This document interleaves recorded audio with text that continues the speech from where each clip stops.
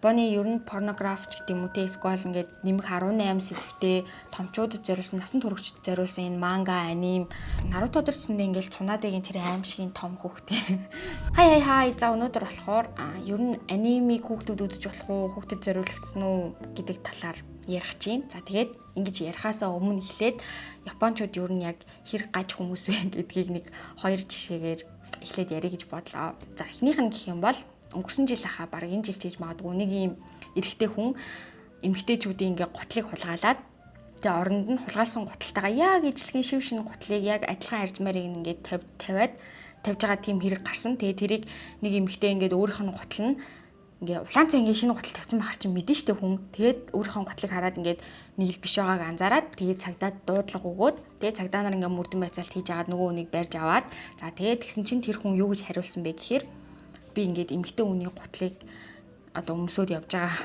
Тийм гутлыг ингээ үнэрлэх дуртай маа гэж хэлсэн байгаа юм.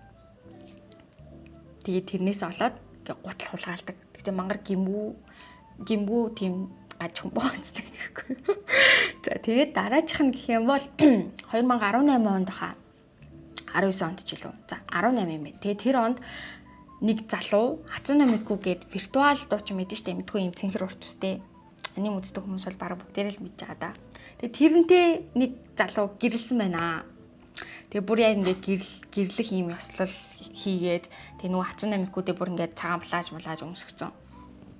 Тэгээ хурмаа хийсэн. Тэгээ тэр хоёр болохоор яаж танилцсан гэхээр тэр залууг ер нь л ингээд 10 жил тахтан ч тэр ажилд орсны дараач тэр ер нь ингээ хүмүүс ерөөсө тоодгүй байсан. Ер нь амар олон удаа эмгтээчүүд ингээ хаягдсан. Тэгээд тэгж амар хэцүү байдал байж ахта Хацуна Микугийн дуунууд ингээ олж сонсоод тэгээ ер нь бол ингээ дурлах процесс явагдаад за тэгээд тэрний дараа нөгөө нэг gate box гэж ядэн штэ. Тэр нь болохоор яг ингээ нэг юм шилэн орох шиг юм дотор ингээ тэр дүр нь ингээ байж идэг. Тэгээ ингээ өөртөө ингээ ярилцдаг.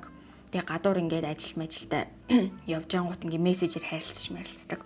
Тэгээ тэрний бичлэгийг чадвал копирайт байхгүй бол ингээ оруулнаа заяа. Аса дэсё. Оките кудасай. Нэ, окитеってば.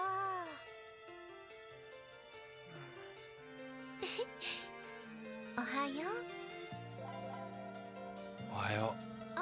今日雨が降るかもしれないから傘持って行って。急がないと遅刻しちゃうよ。行ってきます。行ってらっしゃい。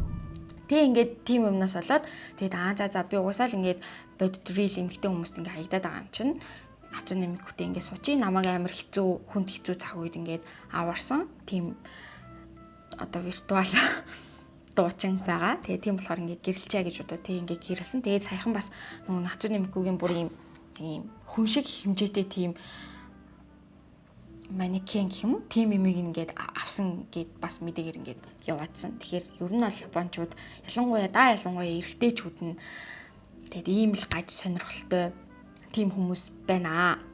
За тэгээд одоо яг бичлэгнийхаа эхлэл хэсэг рүү ер нь бол орё гэж бодлоо. За тэр нь болохоор би саяхан BBC дээр нэг нийтлэл мэдээ уншаад за тэгсэн чинь тэрэн дээр нь болохоор ингэж байгаа юм заяа. Ингээд Японы ер нь порнограф гэдэг юм уу те эсвэл ингээд нэмэх 18 сэдвтэй томчуудад зориулсан насан туршид зориулсан энэ манга, аним, тэгэл комик гэдэг юм уу тэдэр нь дандаа одоо гол дүрд нь ийм насан туршаагүй буюу 10 жилийн ийм охтуудыг ингэж дүрсэлж ингэж харуулдаг. Тэгээ тэр нь болохоор амар шүмжлэлтэй ер нь барууны хөвлөл буюу гадаадынх нь ингээд амар шүмжлэхээр тэгж харагдсан байгаа байхгүй юу. Тэгэд би яагаад энийг ингээ уучаа нэрээ тийштэй гэж бодсон бэ гэхээр угаасаа л ингээд анимнууд чинь ингээд дандаа гол дүрд нь цааш ер нь ингээд аним дээр гардаг бүх үйл явдлын эргэн тойронд нь байгаа хүмүүс нь ингээд дунд сургуулийн ахлах ангийн сурагчдын юм амьдрал донд өрнөдөг. Тэр нь хичнээн ингээд чидтэй ч юм уу тулаантай өөр ямар ч хэдий спорт ч гэдэг юм уу хоол бүх ямар ч төрлөөс хамаагүй тэдэр нь одоо дандаа л ийм 10 жилийн амьдралын дунд ингээд ихвчлэн өрнжидэг гэх юм уу. Тэгээ дандаа гол дүрийнх нь ингээд хүмүүс нь ингээд дандаа л 10 жилийн эрэгтэй эмэгтэйчүүд ингээд байдаг. За тэгээ бодонгууд японочууд чинь нэрээ ийм штэ гэдгийг бодоод уусаа би ингээ аним үздэг болохоор тэрэнд ч гэсэндээ би ингээд бүр ингээд тасцсан байгаа хгүй юм 10 жилийн хүүхдүүдийн хайр дурлалыг ингээд амар үздэг. Тэг гоё болцсон, гоё санагддаг болцсон. Угаасаа ингээд зохиолоороо ингээ японочууд ингээд яг тим юм ингээд тархин ингээд бүр суулгацсан байгаа хгүй. Тэгсэн чинь тэрийг болохоор гадаад хэвлэлүүд ингээ юу гэж харсан бэ гэхээр ингээд дандаа ингээд 10 жилийн хүүхдүүдийг буюу насан туршаагүй хүүхдүүдийг ингэж юм бэлгийн дургасл өдөөх зорилгоор бэлгийн дургаслыг хангах зорилгоор ингээд ашиглаж байна. Японочдыг ингээд шүүмжилсэн байгаа. Тэгээ энэчнээ ингээд ямар нэг арга хэмжээ аваач гэдэг тиймэрхүү юмнуудыг саналуудыг бол гаргасан. Тэгэнгუთ Япон эрэгтэйчүүд ч угаасаа л ингээд бүр тийм соёл тогтцсон, тийм юм үзэж хардаг бол тэгэнгუთ ингээд тийм юм яаж ингээд хүлээн зөвшөөрөхөөргүй болцсон тийм хүмүүс байгаа даа байхгүй юу? За тэгэнгუთ аним яасан бэ гэхээр арайч яг ийм бүр ингээд амар агсан тийм бүр бэлгийн харилцаанд орж байгаа ч гэдэг юм уу. Тиймэрхүү юмнуудын талаар гарахгүй ч гэсэндээ яадаг вэ гэхээр яагаад хүмүүс ингээд дуртай байдаг, дурлаад байдаг, татагдаад байдаг, анимд тэгдэг вэ гэхээр нэг шалтгаан гэх юм бол либидо гэдэг тийм одоо нэршлээд юм байна. Тэгээ тэр нь болохоор яадаг гэсэн чинь бас л нөгөө нэг бэлгийн дурсал өдөөх тийм жижигэн даалд агуулгуудыг ингэж аним дотор ингээ оруулж өгдөг. Наруто дэрчсэндээ ингээл цунадыгийн тэр аимшигын том хүүхдээ тэр бол бас л ингээл тэг өсвөр насны хүүхдүүдэд эрэгтэй хүүхдүүдэд ч гэсэндээ ингээл цаагаараа нөлөөлж лаага тий. Тэгвэл ингээл дандаа нөгөө нэг юм одоо форми юпхтэй тэгэл тэр нь ингээ салхи малхинд ингээ хийсэн гут зарим нь дотоошнох нь өнгө нь харагдан заримынх нь арайч бас харагдуулахгүй өнгөрдөг ч гэдэг юм уу тий. Тэгвэл яг тиймэрхүү салхилж байгаа хэсэг дээр тиймэрхүү сцен дээр ингээл амар акцент өгвөл ингээл нэх гоё үлгэрийн ингээл харуулдуулаад тий. Тэр нь ч гэсэндээ ингээд хүмүүст ингээ амар их бага хэмжээгээр ингээ нөлөөлдөг. Тэгээд хүүхдүүдэд ялангуяа яаж нөлөөлдөг вэ гэхээр хүүхдүүд ч гэсэндээ ингээ бэлгийн божилт ингээ явагдчихэдэг байгаа даа байхгүй юу. Тэнгууд тэдний ингээд байглаасаа цаанаасаа ингээд одоо байгалийн тэр жамаараа тэр зүйлд ингээ татагддаг тийм зүйл ингээ харах нь ингээ дотор нь ингээ нэг юм гоё мэдрэмж төрүүлдэг ч гэдэг юм уу. Тиймэрхүү зүйлүүд байдаг учраас ер нь бол аним айгу алдартай байдаг. Япон анимнууд ч үгтэй ингээд яг тиймэрхүү агуулгуудаараа тэгээ тийм байдаг байх нэ.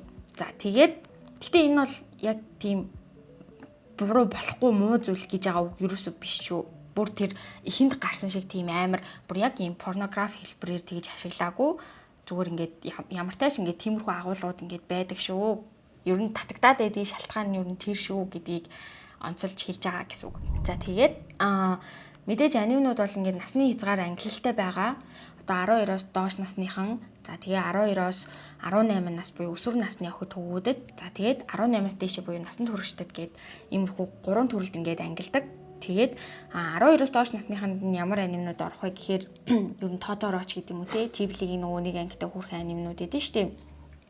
Тэдэр дээр бол ямар нэг юм цус нүүжтэй амар аллаг маллаг тэгэл тийм дээрлэхэлт хүчирхийлч гэдэг юм уу тиймэрхүү юмнууд ингээ гардггүй учраас яг тийм төрлийн анимнуудыг бол 12-оос доош насныхаа үзэхэд тохиромжтой.